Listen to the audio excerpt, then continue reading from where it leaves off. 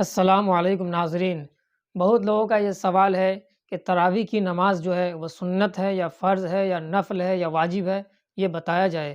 تو ناظرین، اس ویڈیو میں یہی بتاؤں گا کہ تراویح کی نماز کیا ہے، اور دوسری بات یہ بتاؤں گا کہ تراویح کی نماز کتنی رکعت پڑھنی چاہیے، اور تراویح کی نماز پڑھنے کا طریقہ کیا ہے، اس کی نیت کس طرح کرنی ہے، 2 رکعت کی کرنی ہے یا 4 رکعت کی کرنی ہے، اور کیسے کرنی ہے یہ بھی میں بتاؤں گا۔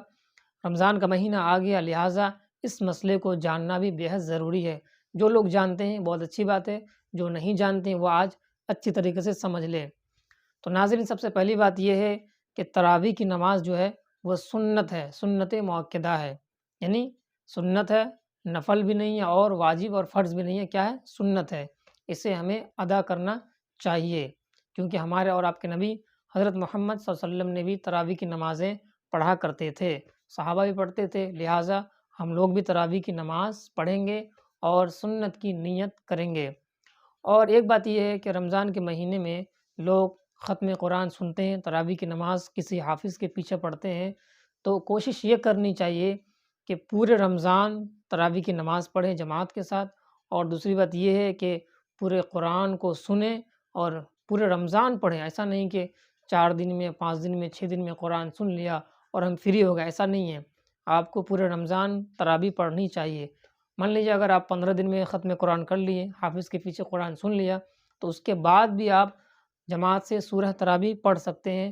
اگر جماعت میسر نہ ہو تو آپ گھر میں بھی پڑھ سکتے ہیں، یعنی آپ کو تراویح ہر حال میں پڑھنی چاہیے پورے رمضان، کیونکہ اللہ تبارک و تعالیٰ نے سال میں ایک ہی مہینہ تو ہے جس میں عبادت کے لیے ہمیں موقع دیتا ہے اور جس میں ثواب بے شمار ملتے ہیں۔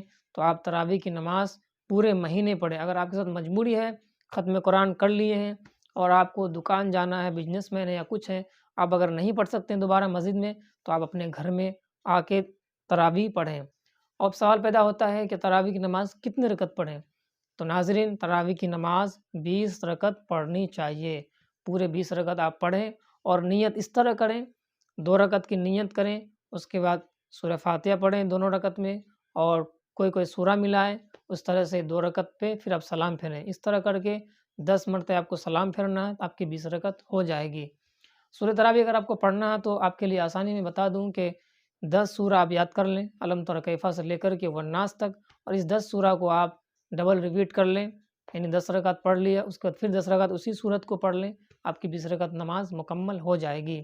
کیا پتہ چلا کہ تراویح پڑھنا سنت ہے، اور دوسری بات یہ ہے کہ آپ کو 20 رکعت تراویح پڑھنی چاہیے۔ اور تیسری بات یہ ہے کہ آپ رمضان بھر تراویح پڑھیں، ایسا نہیں کہ 4 دن 6 دن پڑھ لی اور فری ہو گئے، ایسا نہیں ہے۔ آپ کو پورے رمضان پڑھنا چاہیے۔ آج بھی بہت جگہ ایسا ہوتا ہے کہ 27 دن کی تراویح ہوتی ہے، 25 دن کی ہوتی ہے، 29 دن کی ہوتی ہے، لیکن ہمارے یہاں اکثر کم دن کی تراویح ہوتی ہے، لہٰذا آپ کوشش کریں کہ جہاں زیادہ دن کا وہاں جا کے پڑھیں۔ اگر مجبوری ہے تو جلدی سے پڑھ لیں، اس کے بعد پھر گھر میں تراویح کا اہتمام کریں۔ امید کرتا ہوں کہ آپ کو پتہ چل گیا ہوگا کہ تراویح کی نمازیں کیا ہیں اور کس طرح پڑھنی ہیں۔ آج کے لیے اتنا ہی، پھر انشاءاللہ آگے کسی اچھی ویڈیو کے ساتھ ملیں گے، تب تک کے لیے السلام علیکم۔